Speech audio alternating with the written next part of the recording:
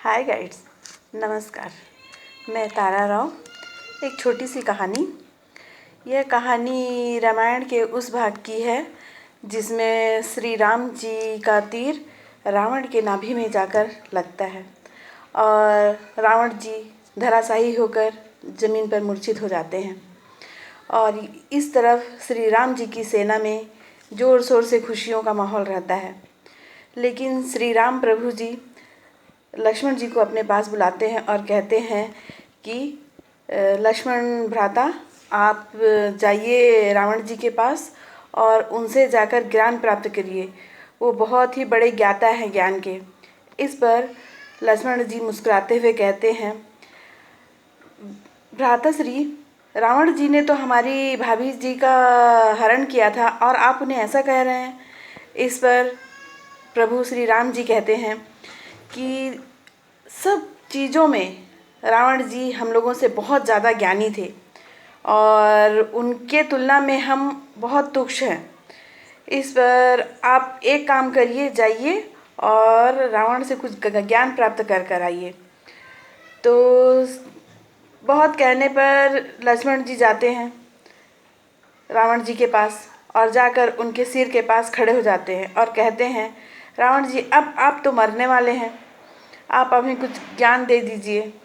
उनके बात में जो कटुता रहती है उसे देखकर रावण मुंह फेर लेते हैं और लक्ष्मण जी अपने भाई श्री राम जी के पास वापस आते हैं और कहते हैं कि वह बहुत घमंडी इंसान है, उन्होंने मेरे साथ ऐसा व्यवहार किया।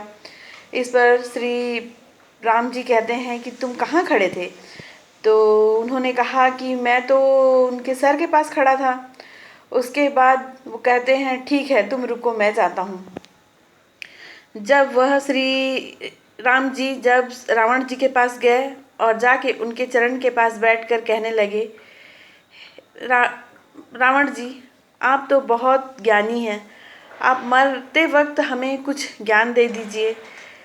इस पर रावण जी कहते हैं कि देखिए, भले मेरे पास ज्ञान है, हर चीज़ तुमसे ज़्यादा है, तुम्हारी तुलना में मैं 100 गुना ज़्यादा हूँ, लेकिन एक चीज़ ऐसे है जिसे मैं तुम्हारी बराबरी कभी नहीं कर सकता। इस पर श्री राम जी कहते हैं कि बताइए, ऐसा क्या चीज़ है? उन्होंने कहा, तुम्हारे पास सोने की नगरी है, मेरे पास सोने की लंका है, मैं तुमसे कहीं ज़्यादा हूँ, लेकिन तुम्हारे साथ तुम्हारा छोटा भाई खड़ा है, तुम्हारे भाई खड़े हैं और मेरे साथ मेरे भाई ने गद्दारी की। तो कहते हैं कि किसी के साथ अगर उसका परिवार खड़ा है, उसके सारे लोग खड़े हैं, तो उससे बड़ा कुछ नहीं। मेरे साथ रहते हुए भी नहीं थे, मेरे साथ गद्दारी किए। इस पर श्री राम जी उनके चरण छू लेते हैं।